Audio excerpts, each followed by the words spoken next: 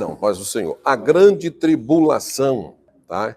Vamos tratar esse assunto aqui com muita tranquilidade, com muita responsabilidade, principalmente esse assunto da nossa aula de escatologia aqui, no nosso curso médio, aqui nos Três Corações. Bom, todo mundo com a apostila na mão aí? Então vamos para o que interessa. Tá certinho aqui, tá? Bom, tá. Bom, por que nesse tempo... Isso, por favor, pastor. Então, o assunto nosso é a grande tribulação. Esta aula aqui exclusiva, eu não vou falar das 70 semanas de Daniel, proféticas de Daniel. Eu vou ter uma aula exclusiva só para falar sobre essa. Talvez eu encerre com ela, com as 70 semanas de Daniel, tá bom? Mas nós vamos falar aqui os acontecimentos da grande tribulação, tá bom? E as teorias da grande tribulação. Bom, porque nesse tempo haverá grande tribulação, como desde o princípio do mundo até agora não tem havido. Mateus capítulo de número 24, versículo de número 21. É tempo de angústia para Jacó. É o dia de trevas, o dia da vingança do nosso Deus, o grande dia da ira. A palavra tribulação literalmente significa comprimir com força. Tribulação significa comprimir com força, como se pisa as uvas no lagar ou como a cana-de-açúcar no moinho. Olha o que significa tribulação literalmente. Vocês já pararam para pensar, na hora que o pessoal está lá fazendo o suco da cana-de-açúcar, fazendo ali o suco da cana-de-açúcar, o rapaz passa uma vez, depois passa de novo, entorta, passa de novo, você pensa que não tem mais, mas não tem suco, ele entorta de novo, aí passa lá de novo, até sair o último líquido da cana. Então, tribulação é momento de aperto, né? De comprimir, não tem como escapar. Bom, em Isaías, no capítulo número 13, versículo 11, Deus afirma: castigarei o mundo por causa da maldade e os perversos por causa da iniquidade. Farei cessar a arrogância dos atrevidos e abaterei a soberba dos violentos. O tempo de duração da grande tribulação, como nós já sabemos, é 7 anos. Porém, nesses 7 anos da grande tribulação, esses 7 anos serão divididos em 3 anos e meio e 3 anos e meio. Porém, os 7 anos piores serão os últimos 3 anos e meio. Então, a Bíblia diz: se Deus não tivesse abreviado aqueles dias, talvez não se salvaria ninguém. Então, olha a importância. Então, vamos agora entender um pouco. Aqui já lendo, por exemplo, eu quero começar lendo com vocês no livro do Apocalipse, no capítulo de número 6, por favor. Capítulo de número 6. A grande tribulação, ela é aberta, ela começa no cavalo, ela começa na abertura do selo, dos 6 primeiros selos, e com o cavalo branco. Diz-nos assim o Apocalipse, capítulo de número 6, versículo 1. E, havendo o cordeiro aberto um dos selos, olhei e ouvi um dos 4 animais que dizia com grande voz: vem e vê. E olhei, e eis que um cavalo branco, e o que estava sentado sobre ele tinha um arco, e foi-lhe dado uma coroa, e saiu vitorioso para vencer. E havendo aberto o segundo selo, ouvi um segundo animal dizendo: vem ver. E eis que saiu outro cavalo vermelho. E o que estava sentado sobre ele foi-lhe dado que tirasse a paz da terra e que se matasse uns aos outros, e foi-lhe dado uma grande espada. E havendo aberto o terceiro selo, ouvi dizer o terceiro animal: vem e vê. E olheis, e eis que um cavalo preto, né? No versículo de número... E sobre ele estava sentado e tinha uma balança em sua mão. No versículo 8 diz assim: e olhei, e eis que um cavalo amarelo, e o que estava sentado sobre ele tinha o nome Morte, e o inferno o seguiam. E foi-lhe dado o poder para matar a quarta parte da terra com espada e com fome, e com mortandade e com feras da terra. E havendo aberto o quinto selo, vi debaixo do altar almas dos que foram mortos por amor da palavra de Deus e por amor e testemunhos que deram. Bom, para falar em Apocalipse, para falar sobre grande tribulação, eu quero abrir aqui sobre a manifestação do anticristo. Na grande tribulação, ela vai dar início. A grande tribulação só vai começar quando a igreja for arrebatada, nós estudamos isso em aulas passadas, e quando o cavalo branco do livro, do capítulo 6, se manifestar.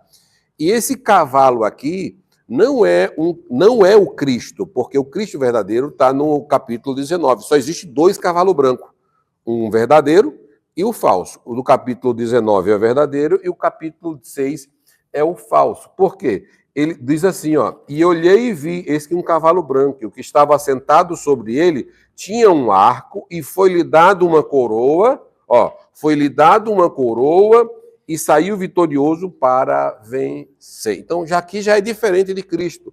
Ele realmente é um anticristo, a manifestação do anticristo. Por quê? Porque Cristo já nasceu vitorioso. O nascimento dele é vitorioso. Ele é rei desde a eternidade. Sempre foi rei. A coroa, não existe da coroa ser lhe dado uma coroa. Então, aqui nós temos 3 heresias contra a manifestação do falso Cristo para iniciar os horrores da grande tribulação. Primeira coisa, ele vai enganar dizendo que é sem ser, com as características de Cristo. Então, a grande tribulação ela vai abrir com um período de 3 anos e meio de falsa paz, simbolizada por este cavaleiro branco. Que interessante, né? Aproveita o mundo em uma situação de caos, o mundo em uma situação de destruição, ele vem e se apresenta como salvador do mundo e traz paz sobre a terra, mas uma falsa paz, ao ponto que ela durará, a Bíblia diz, apenas 3 anos e meio, que são os primeiros 3 anos e meio após o arrebatamento da igreja. Tá? Então, após o arrebatamento da igreja, inicia o período tribulacional, o período da grande tribulação. E agora, como lemos aqui o livro do Apocalipse, o capítulo 6, vamos agora falar sobre a manifestação do anticristo. Tá ligado aqui? Tá. Bom, a manifestação do anticristo.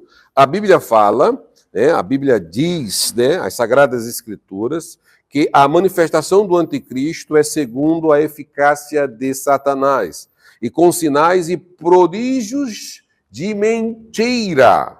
Segundo Tessalonicenses 2, 9. Vamos ler 2 Tessalonicenses, por favor. Pastor, se o senhor pegar, o senhor já lê para mim. 2 Tessalonicenses, por gentileza. 2, 9. 2 Tessalonicenses 2, 9, para a nossa meditação. Diz assim, ora, o aparecimento do iníquo é segundo a eficácia de Satanás, com todo o poder e sinais, e prodígios da mentira. E prodígios da mentira. Então, olha só. Então, já a sua manifestação está tudo ligado à eficácia de Satanás com sinais de cura, de milagres, sinais com muita mentira. Por isso que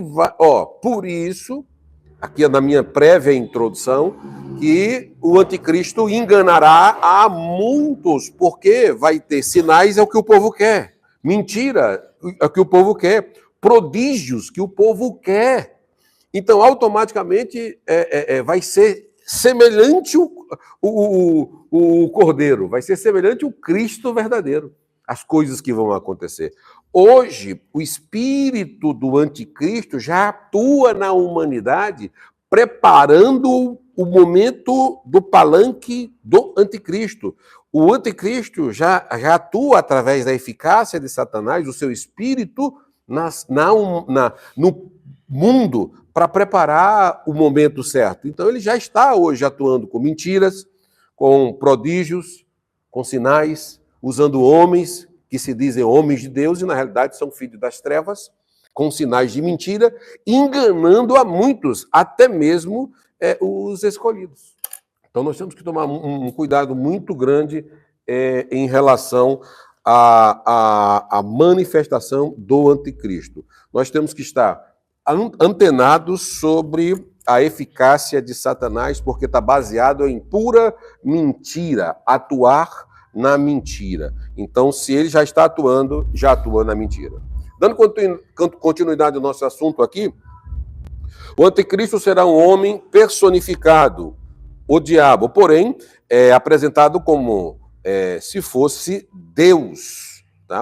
Ele será um homem personificado, tá bom? Porém, apresentado como se fosse Deus. Será um grande demagogo. A Bíblia dá vários nomes a este personagem. Vejamos alguns desses nomes. Por exemplo, o homem da iniquidade, o homem do pecado, o iníquo, a besta, o falso profeta, o anticristo e etc. O anticristo será recebido ao aparecer com a solução dos problemas e crises sociais e econômicas e tantas outras que vão surgir no mundo. Então, olha que salvador da pátria, como o que vai acontecer. Imagina, as nações todas em guerra, primeira coisa que ele faz, imagina se Rússia, Ucrânia, Brasil, Estados Unidos, Israel, Irã, Iraque, tudo. Aí o mundo inteiro começa em guerra, aí chega ele simplesmente, com uma palavra, ele traz paz para todas as nações. Se torna um grande salvador. E olha o que a Bíblia diz, gente.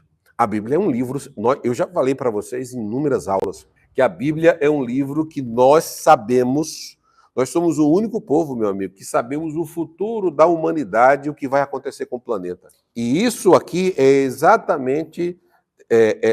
essas profecias aqui, elas estão alinhadas com as escrituras sagradas. Então, o anticristo não tem para onde correr. Mais um assunto aqui. O que o anticristo controlará na grande tribulação?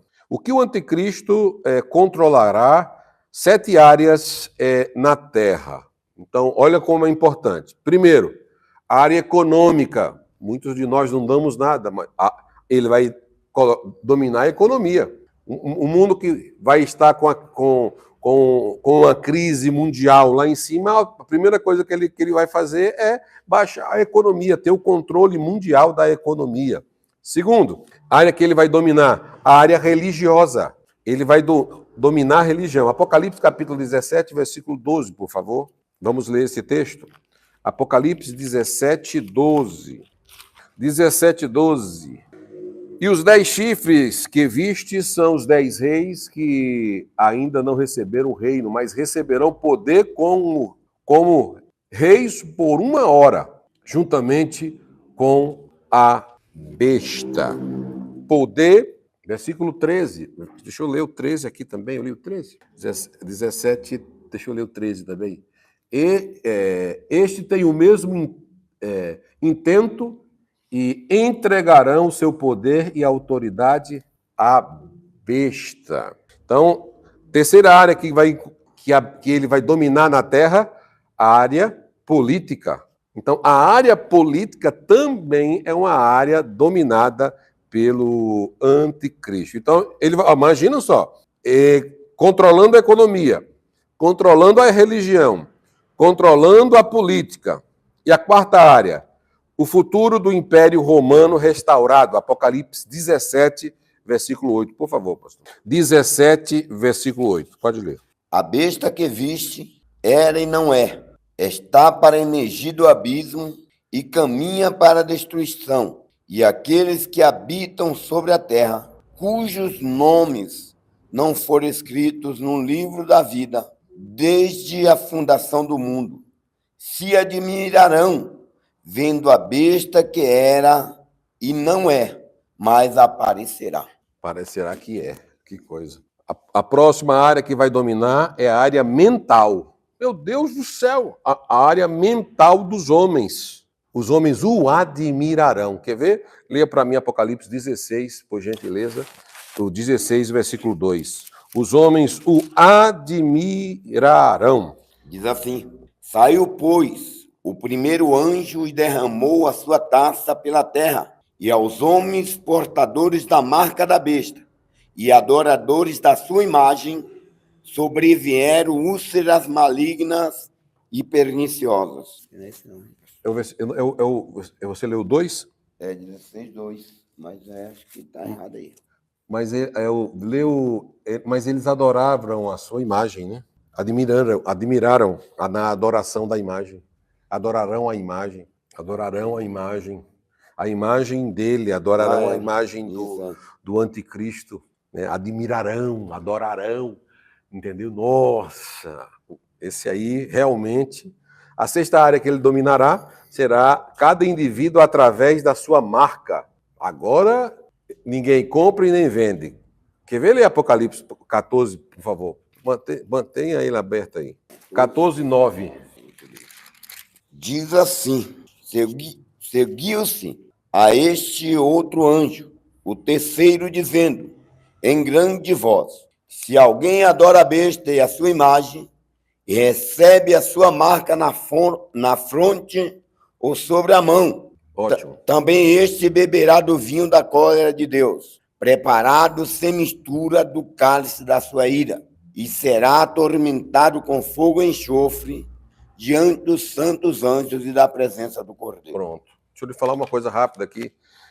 Aqui é outra área que ele controla. Ele controlará cada indivíduo vivo. Então ninguém compra ou vende se não tiver a marca da besta, que é o seu número. A Bíblia diz que o número da besta é o número do homem, e o número é 666. Meia besta, meia dragão e meia falso profeta, que irão atuar no período da grande tribulação. Então, a marca da besta, receber a marca da besta, é você pôr um ponto final à sua salvação. Então, para você ver que até nesse período de 7 anos de grande tribulação, Deus dá um período de oportunidade para que o povo não se arrependa. Só que, lembra no que nós falamos anteriormente aqui no início da aula, tribulação é aperto, é coisa apertada, não tem como não. A morte vai estar depois dos 3 anos e meio aqui, a morte será presa, dando lugar apenas a sofrimento, guerra e perseguições, tá? Sim, aí depois vai vir o milênio. Nós vamos já estudar já na sequência, tá bom? Aí, por exemplo, aqui a marca da besta será exatamente isso. A 7ª área será os exércitos. Então, os exércitos levando ao Armagedon. Apocalipse 16, capítulo 14. Pode ler, por favor, pastor. 16, 14 e 16. Porque eles são espíritos de demônios, operadores de sinais, e se dirigem aos reis do mundo inteiro, com o fim de ajuntá-los para a peleja do grande dia do Deus Todo-Poderoso. Então, os ajuntaram no lugar que, em hebraico, se chama Armagedon. Muito bom. Então, aqui, analisem comigo o controle. Quando a gente fala em política, quando a gente fala em religião, quando nós falamos em economia, quando nós falamos em império, área mental, controlar indivíduos, controlar exércitos, é tudo o que ele vai fazer quando ele se manifestar. Então, ele terá o controle de tudo na mão. Então, automaticamente, ainda mais ninguém compra e nem vende. Aí, como é que você vai, em um período como esse, comprar se você não é liberado pelo governo? Se é liberado pelo governo, quem tiver a marca, o número, entendeu? Então, é igual, por exemplo, hoje você compra sem dinheiro? Não. Hoje você compra sem cartão, por exemplo? Não compra. Mas não adianta, nessa época aqui, o dinheiro não vai valer. O que vai valer é a marca que você vai estar marcado, que vai ter dinheiro para comprar. E eu não duvido muito, não, que esses scanners, tudo que foi preparado, todo o sistema de tecnologia artificial e tudo isso de inteligência artificial, de tudo que convém hoje, tudo uma preparação para o anticristo. É tudo um treinamento. Agora, muito bom de lembrar aqui para vocês em relação. O que vai acontecer quando o anticristo não está no mundo, tá claro?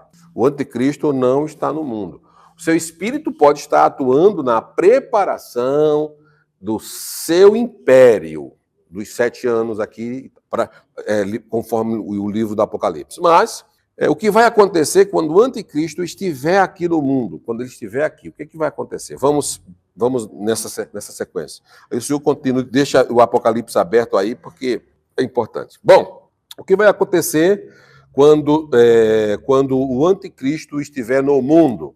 Primeiro, nós já lemos anteriormente, falsa paz simbolizada pelo cavalo branco de Apocalipse, capítulo 6, versículo 2. Primeira coisa, falsa paz. E a falsa paz é simbolizado pela cor branca. Então, o cavaleiro branco, aqui, exatamente do livro do Apocalipse, dos 4 cavaleiros do Apocalipse, um dos cavalos, que é o branco, é o período de 3 anos e meio com a falsa paz. Então, os 7 anos de grande tribulação, na realidade, ele só é 3 anos e meio de grande tribulação. Estou sendo claro? Em que sentido? Porque os 3 anos e meio não é uma grande tribulação, é a falsa paz. Aí no meio da semana, nos 3 anos e meio, o pacto é quebrado. Nós vamos ler na sequência. Aí começa as perseguições. Exatamente. O falso. Entendeu? O falso. Então aí você olha para Jerusalém hoje. Guerra em Israel, Ucrânia, Rússia, e aquela não pode falar muito, porque é complicado. Guerras em tudo quanto é lugar. Meus irmãos, eu vou falar uma coisa para você. Isso tudo, a gente tem que estar, nós que somos cristãos, que temos a Bíblia na mão e sabemos que os futuros que podem acontecer, as guerras, isso que pode acontecer, nós temos que estar antenados para o que está acontecendo em Israel. Porque se amanhã ou depois tiver um acordo de paz, não pode ter paz naquela terra. E o presidente já está falando. Nathaniel, Isso. já está cogitando. Quando vos disserem, olhai para a figueira, quando vos disserem a paz e segurança, virá a repentina destruição. Então nós temos que olhar para a figueira. Israel é tipicamente existente na Bíblia por 3 árvores: figueira, videira e oliveira. Por isso que ele diz, olhai para, figueira está falando, olhai para Jerusalém. Mais de 75% das profecias não é para a igreja, é para Israel. O negócio é sério. Mais de 75% é direcionada para Jerusalém. Por isso que o cristão abençoa Jerusalém. E é o relógio escatológico que dirá quando o Cordeiro vai voltar. Porque se amanhã ou depois fizerem um acordo de paz mundial, acabou. Eu não quero estar aqui, não. E vem de lá, e está aqui, ó. É o que nós estamos estudando. Primeiro, falsa paz, simbolizada pelo cavaleiro branco. Segundo, guerra. Apocalipse 6, 4. A guerra, derramamento de sangue, simbolizada pelo cavalo vermelho. Guerra. Primeiro, falsa paz. Segundo, cavaleiro simbolizado pelo cavalo vermelho, Apocalipse 6, 4. Leia aí para mim, pastor, por favor. 6, 4. Mantenha o Apocalipse aberto. Tem gente que morre de medo do livro do Apocalipse. Morre de medo. Meu Deus do céu. Por favor. Amém. Diz assim: e saiu outro cavalo, vermelho, e ao seu cavaleiro foi-lhe dado tirar a paz da terra, para que os homens se matassem uns aos outros. Também lhe foi dada uma grande espada. Esse é o cavaleiro vermelho, né? Isso. Olha a guerra que aconteceu. Agora o próximo, fome, simbolizada pelo cavalo preto. Apocalipse 6, 5. Aproveite aí, por favor. Quando abriu o 3º selo, ouvi o 3º ser vivente dizendo: vem. Então vi, E eis um cavalo preto, e o seu cavaleiro com uma balança na mão. Racionamento de alimentação, fome sobre a terra, guerra sobre a terra, fome sobre a terra. Quarto, cavaleiro, simbolizada pelo cavalo amarelo, Apocalipse 6, 8. Neste período aparecem as pestes estranhas que mataram milhares de pessoas nesse período, são tão sombrio a terra sobre o domínio de Satanás. A terra vai virar um momento difícil de estar. Apocalipse 6:8, por favor, meu amigo. E olhei, e eis um cavalo amarelo, e o seu cavaleiro, sendo este chamado Morte, e o inferno o estava seguindo, e foi-lhes dado autoridade sobre a quarta parte da terra para matar, a espada pela fome, para matar a espada pela fome, com a mortandade por meio das feras da terra. Imagina só, cada cavaleiro vem trazendo desgraças à humanidade. O que um deixou, o outro vem lá e completa. E vai trazendo caos total ao globo terrestre. Aí o quarto cavaleiro, que é a morte, ele vem com a morte e o inferno matando as pessoas, milhares e milhares de pessoas sobre o domínio de Satanás. Então, essa aula de escatologia é um tipo de assunto que todas as pessoas teriam que estar muito alinhadas nesse assunto para poder saber o que vai acontecer no futuro, para não ficar com esse desespero achando que o mundo vai se explodir. Não, está tudo no controle de Deus e Deus está no trono de tudo isso. Deus está no trono, tá? Apocalipse capítulo 12, 2 diz: neste período os homens ficarão desesperados, sentirão ânsia, que significa vontade de morrer, e não poderão. Oxe, como é que é?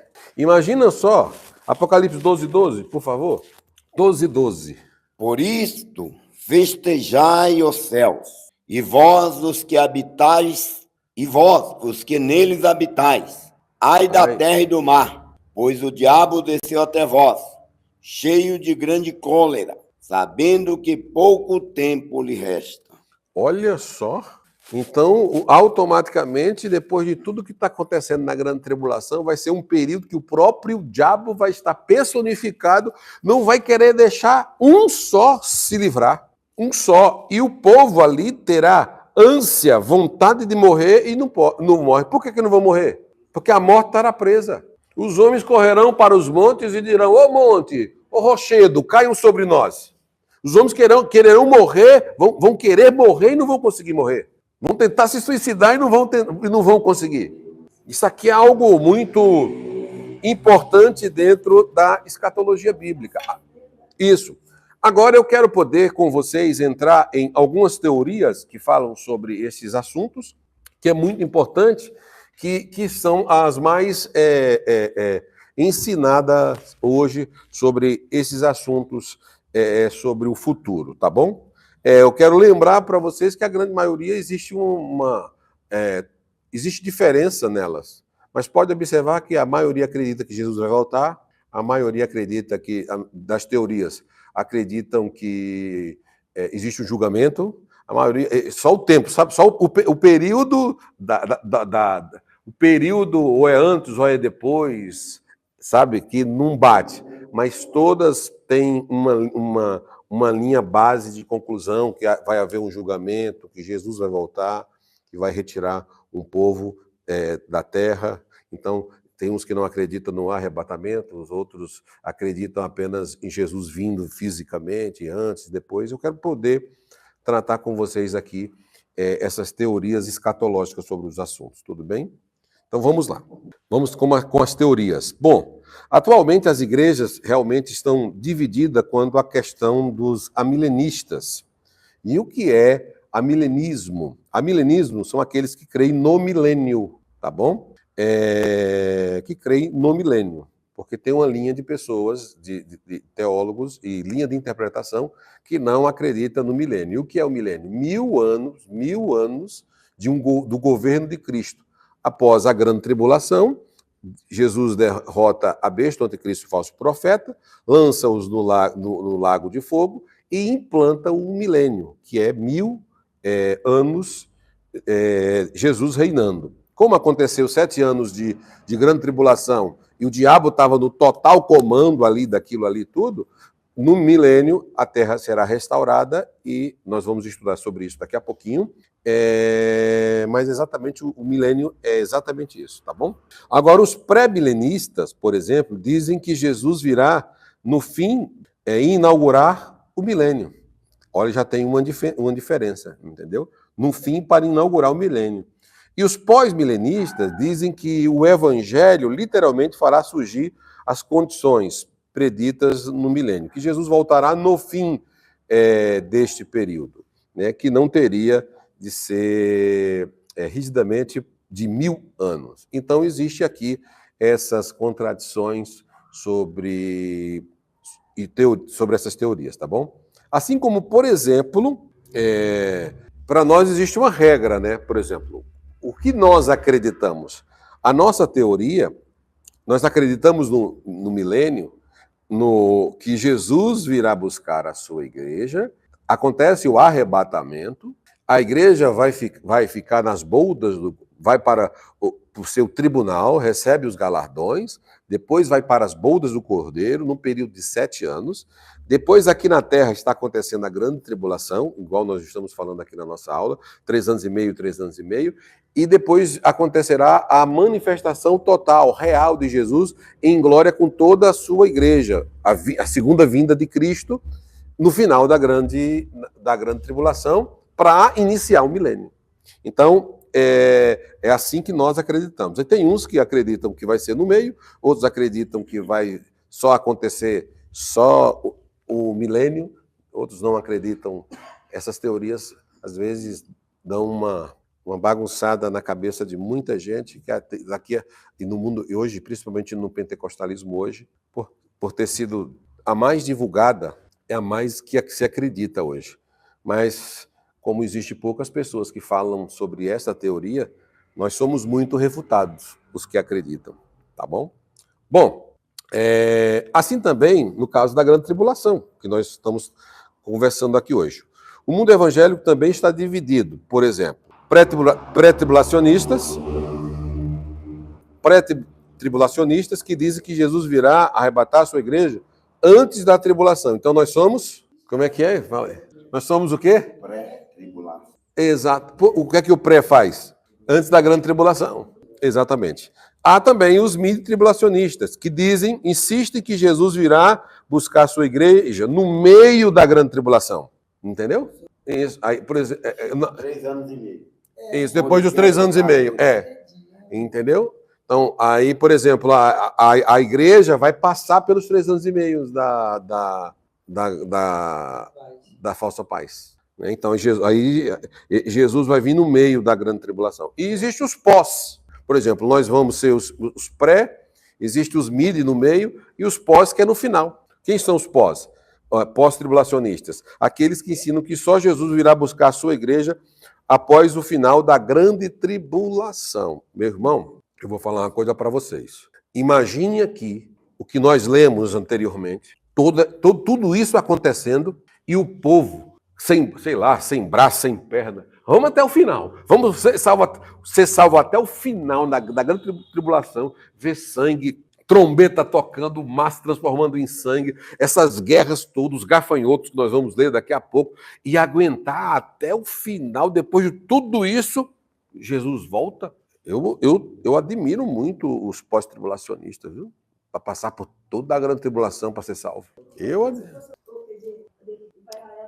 Sim, exatamente. Eu fico aqui em Apocalipse 3:10. Pode ler. 3:10.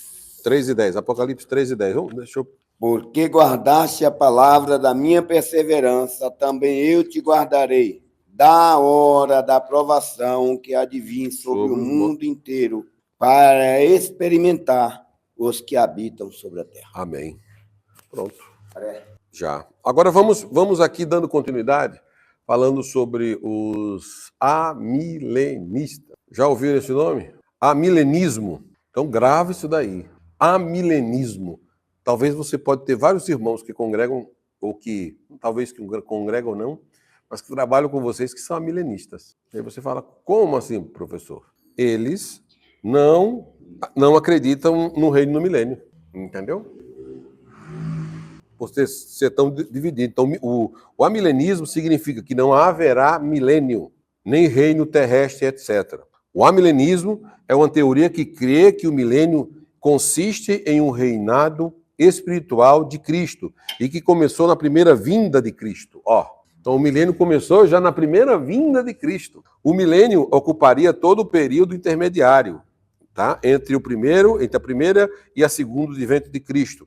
Os amilenistas não fazem nenhuma distinção cronológica entre a segunda vinda de Cristo em glória. O arrebatamento da igreja é a participação do crente no céu e na nova terra.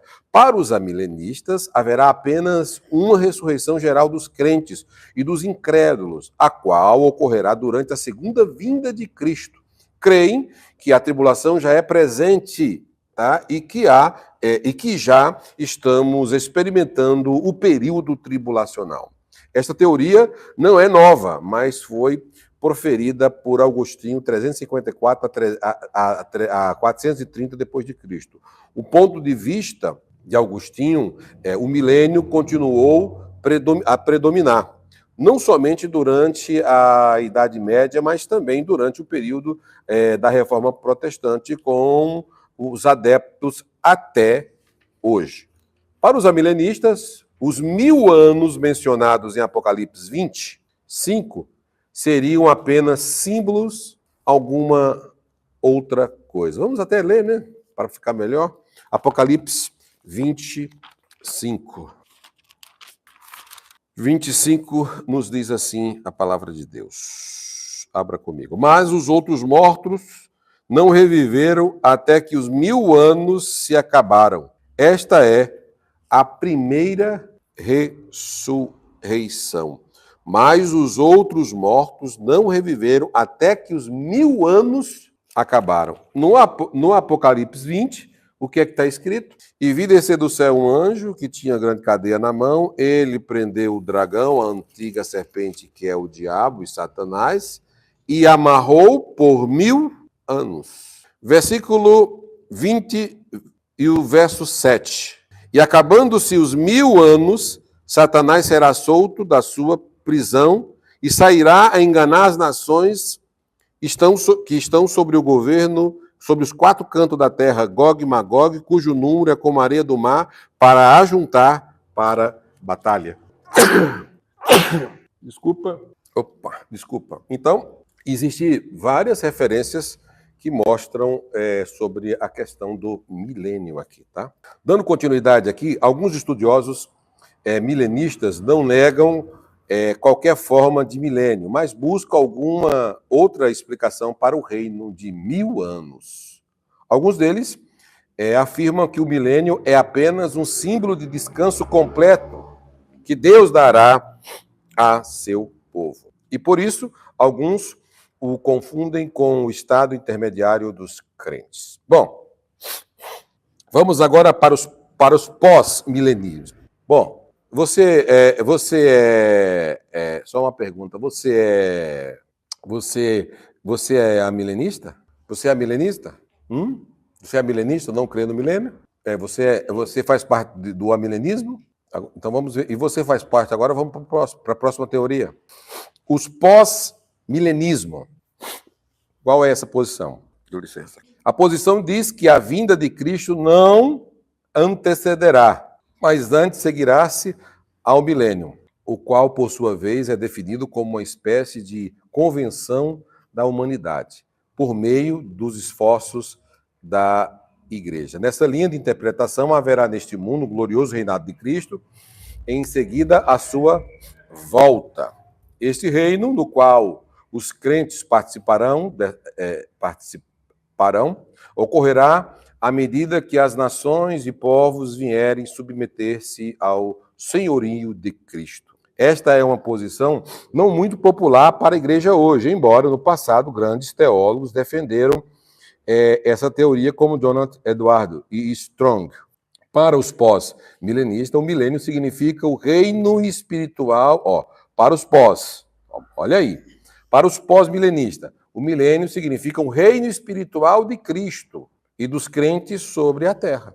Um reino sem a presença física do rei, né, de Cristo e dos crentes que morreram. O reino milenar virá pelo avanço do evangelho pelo mundo e a convenção de quase todas as pessoas. Chegaremos a um tempo em que quase todas as pessoas serão convertidas e todo mundo virá em paz e prosperidade. Os pós-milenistas incluem a convenção de todos os judeus, fato determinante para o avanço do evangelho e a chegada do milênio. Bom, tem um texto, deixa eu ver se eu me ajusto aqui com... Tem um texto, deixa eu ver se eu trouxe ele aqui. Tem um texto, deixa eu ver se eu acho, em Mateus. Pessoal, com esse negócio de todo mundo se converter, é uma teoria, Mateus, espera ainda. É um texto que diz assim, deixa eu ver, eu esqueci agora, mas eu vou tentar lembrar para vocês. É um texto que, se você tiver com a internet, você pode colocar assim. Não, é em Mateus. Então se pregará esse evangelho do reino. O testemunho de todas as nações, então virá o fim. Isso. 24:14. O evangelho do reino. Aqui. Vou marcar na minha Bíblia nova aqui.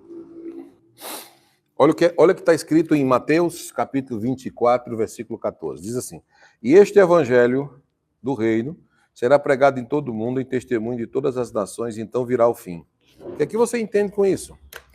Que Jesus só vai voltar, por exemplo, quando todas as pessoas forem alcançadas?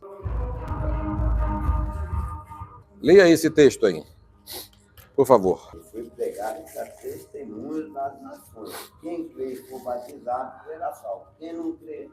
Mas aqui, que o evangelho, esse evangelho aqui, não é o evangelho da graça, é o evangelho do reino. E este evangelho será testemunho, então virá o fim. Só pode vir o fim quando esse evangelho for pregado a todas as nações? É o que eles acreditam. Tem que atingir. E este evangelho do reino será pregado em todo mundo, e testemunho de todas as nações, então virá o fim. Existe o evangelho do reino, evangelho da graça e evangelho eterno. O evangelho da graça é pregado pela igreja. O evangelho do reino é pregado pelos judeus. E o eterno será pregado no anjo na grande tribulação. 3. Entendeu? Então aqui não é uma figura literalmente que o fim só vai acontecer. Aqui não é o fim. Nós temos que entender que fim que é esse aqui. Testemunho de todas as nações, então virá o fim. É porque tem uma expressão aqui, todas as nações, né? Testemunho de todas as nações. Então virá o fim. É porque, por esse texto ser um texto escatológico, ele já está falando do período da grande tribulação. Ele já está falando do período já dentro do período já quase entrando no milênio. Então, esse sermão aqui já tem um sermão escatológico. Então, já está falando do futuro, entendeu? Então, do que está acontecendo na grande tribulação. O evangelho do reino será pregado em todo mundo. Aqui vai conseguir atingir, porque vai ser pregado por todos naquela época, quando aqui na grande tribulação. Vai ser diferente. É outra coisa, né? As testemunhas, quem vai estar pregando. E o fim aqui não é o fim, não é o fim da oportunidade da graça. É o fim da salvação. Ou seja, depois disso aqui, acabou, porque vai estar na grande tribulação, acabou a oportunidade de ser salvo. Então virá o fim da oportunidade da graça na vida das pessoas, alcance da salvação. De alcançar na grande tribulação a salvação. Entendeu? Então vai acabar a oportunidade. Por mais que tenha tudo que vai estar acontecendo, os horrores da grande tribulação que vão estar acontecendo, o fim da oportunidade, o objetivo é anunciar para quem não conhece o reino. Mas esse texto não é para nós. Esse texto é para a grande tribulação. Tá claro?